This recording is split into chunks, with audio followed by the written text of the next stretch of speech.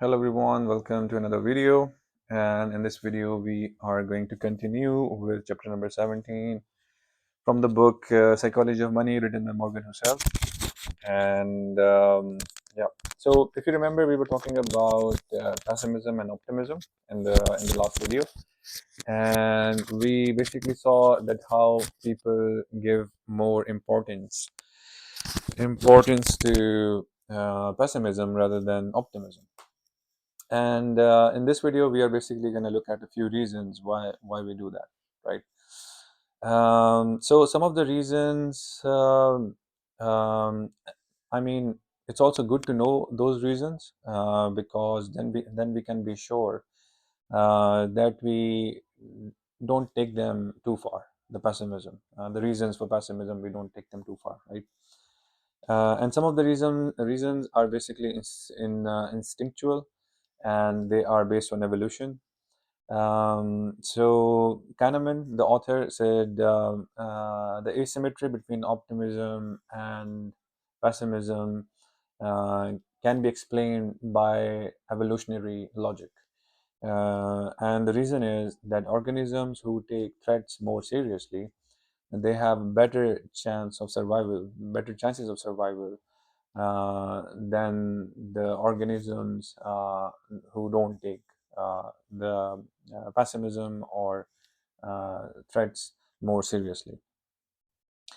So there is this one reason, and the second reason is that money is ubiquitous. Ubiquitous in the sense like it ends up affecting everyone, and that is the reason that it gets more attention. So money is a thing. It's which ends up affecting everyone. Its effect is more far-reached than other things. For example, if you look at weather, so let's say there is a hurricane warning in Florida, right? Then the people who are living in Florida would pay close attention to it. But for the rest of the Americans, like 92% of them, they wouldn't be bothered that much at all with that warning, with that hurricane, right? Um, but let's say if there is a recession and there is a forecast for a recession, then it's not only going to be people in a few regions or in few states that are going to be worried about that, but it's going to be the whole country that's going to be very worried about that. And this is exactly what we see in the media as well. So let's say if there is a 1% increase in the stock market, then very few media channels would actually mention that. They would just expect it, they just expect the market to basically go up. So if it goes 1% up, they would say like that's what it's supposed to do, right? But if a 1% decline happens in the market, then what will happen is that you're going to see some headlines in the news written in blood red that the market is going down. And there is always an attempt to explain the decrease, like why did the 1% decrease happen? So they ask questions like, did the Fed screw up something? Was there a bad decision made by politicians? And the reason is that why we try to explain this or to come up with all these narratives is that it kind of like helps us to discuss the problem, the thing that happened, the decrease, and it also helps people to come up with stories that how things are going to be in the future. So yeah, but the thing is, the increase in the stock market, as I mentioned before, is not going to be discussed as much. So we are gonna look at the Great Depression that happened in 1929. At that time, only 2.5% of the Americans actually owned stocks, but the rest of the people, they were actually following the collapse of the market really closely, and they were also wondering how is it going to affect their financial life, the collapse of the market, right?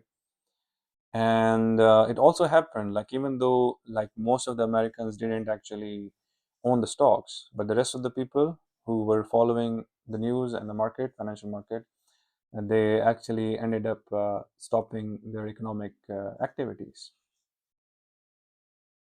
So to basically summarize this point, this reason behind the pessimism, why we give more importance to pessimism, is basically whenever something happens, whenever decisions are made related to money, even if it is made by a single person, it has the power to basically affect everyone, and that is the reason that we give more importance to pessimism when it comes to money.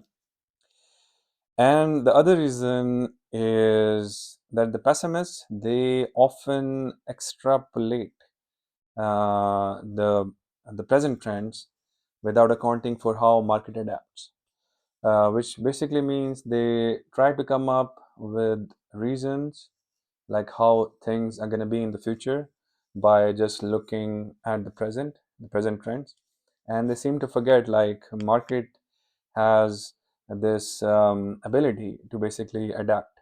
We're going to look at an example of oil production. So in 2008, there was an environmentalist, Lester Brown. He said like by 2030, China is going to be requiring 90 million barrels, 98 barrels, million barrels of oil every day. And the oil production is going to be around 85 million barrel, or the oil production at that time was 85 million barrel. And then the world wouldn't be able to basically cope up with all the demand of the oil, because only China is going to be consuming a lot per day. So this news went out, and what happened was that in 2001, when the price of a barrel of oil was around $20, it went all the way to $138 by 2008. So the people who were, or the companies or the industries that were basically invested in drilling out the oil, they saw this huge difference in the price of per barrel oil, and so they saw the price going from $20 to $138 per barrel, and then suddenly it become really beneficial for them to basically extract oil. So, for example, in the past, if they thought, if they knew that there is oil in a specific place, but it was too hard to get to, it was not actually worth um, putting in the time and the effort to get that oil and sell it for $20 a barrel, right? But when the price went up to 138 barrels dollars per barrel, then the market adapted. The market adapted in a way that they basically came up with new technologies, better drilling technologies, and then once they had the better technology, then the oil production, of course, increased, and to this day. Um, what we have now, like in 2008, US was producing around 5 million barrels of oil per day, but in 2008 it was 13 million barrels per day by 2019, and the oil production also went over 100 million barrels per day. So yeah, so the point here is, I'm just gonna summarize it in the words of the author here. Assuming that something ugly will stay ugly is an easy forecast to make, and it's persuasive because it doesn't require imagining the world changing. But problems correct and people adapt. Uh, threats, incentives, and threats incentivize solutions in equal magnitude.